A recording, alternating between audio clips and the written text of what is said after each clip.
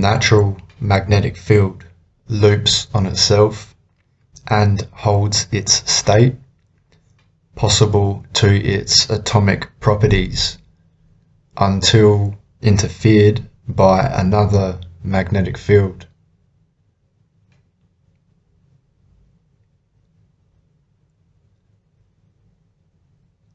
Artificial magnetic field loops on itself and holds its state until interfered by another magnetic field or artificially altered, occurs every time there is running current.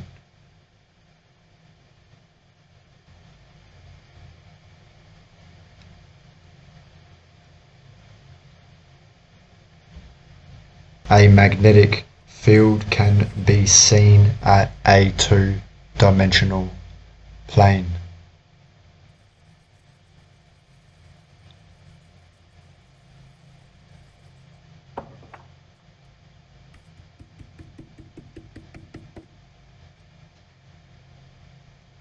Two magnetic fields opposing at a two-dimensional plane.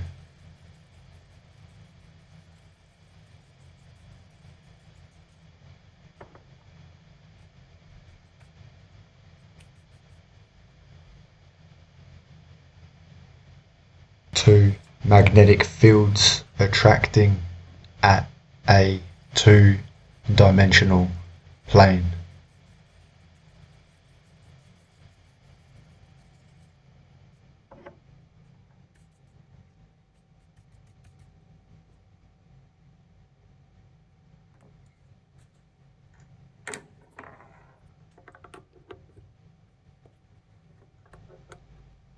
A magnetic field around a wire with running current at a two-dimensional plane.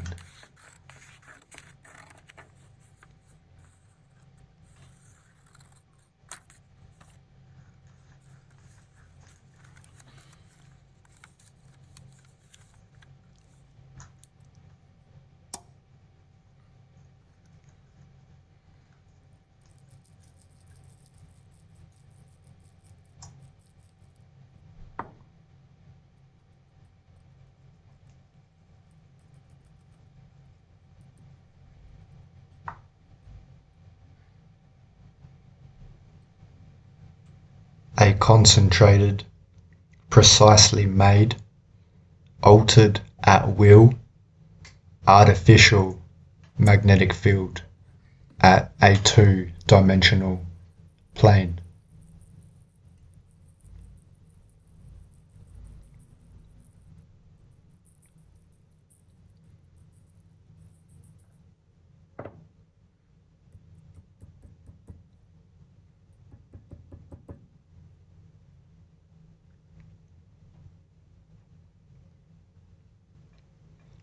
We've learned to use magnetic fields in technology to send and receive wireless data,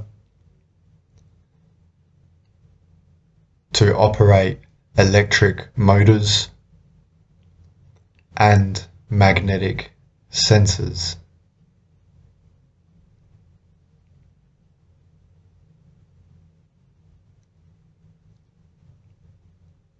Naturally, planet Earth has a magnetic field that encompasses all within and reflects the state of Earth's atomic status and is influenced by other magnetic fields.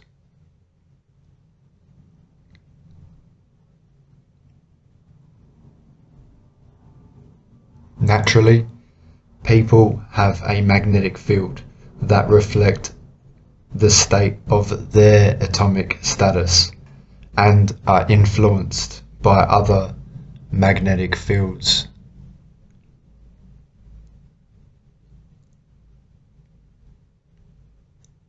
With 7 billion people on Earth currently, all magnetic fields are in constant harmonic balance.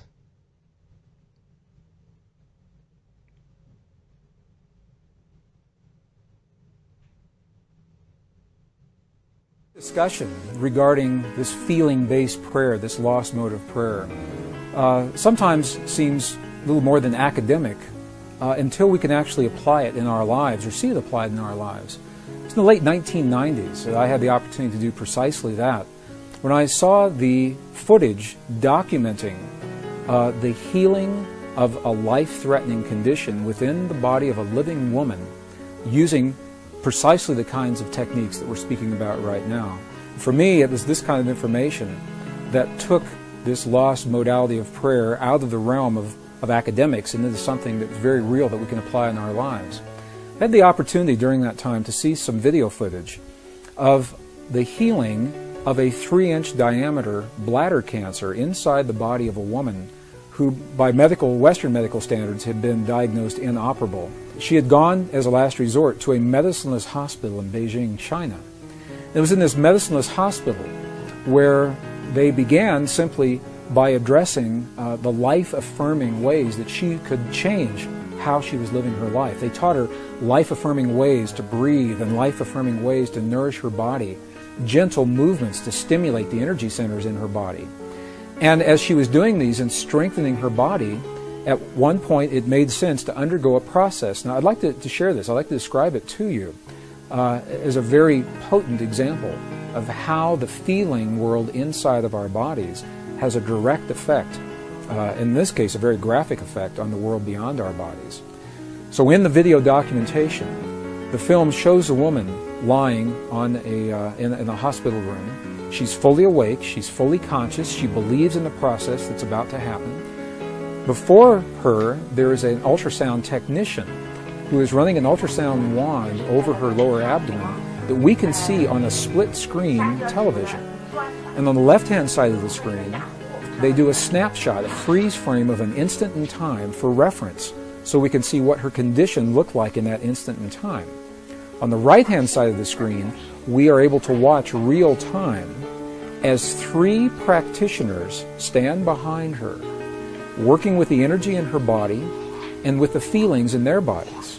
And what they do is they begin to chant a word that to them they've agreed upon, that reinforces the feeling within them that she's already healed. The chant essentially says, already healed, already done. And as they begin to have this feeling and to say these words among themselves, on the computer screen, on the television screen, we can watch in real time this cancerous tumor as it disappears in less than 3 minutes real time. It's not like time-lapse on a documentary where you see a rose unfold in 30 seconds in something that normally takes days. This literally happens in less than 3 minutes. Her body responded to the feelings of the practitioners who were trained to have the kinds of feelings that they were having. And all they were feeling was the feeling of what it feels like to be in the presence of a woman who is already healed, fully enabled, fully capacitated. They were not seeing her as a woman who was sick, and they weren't saying, bad cancer, you've got to go away.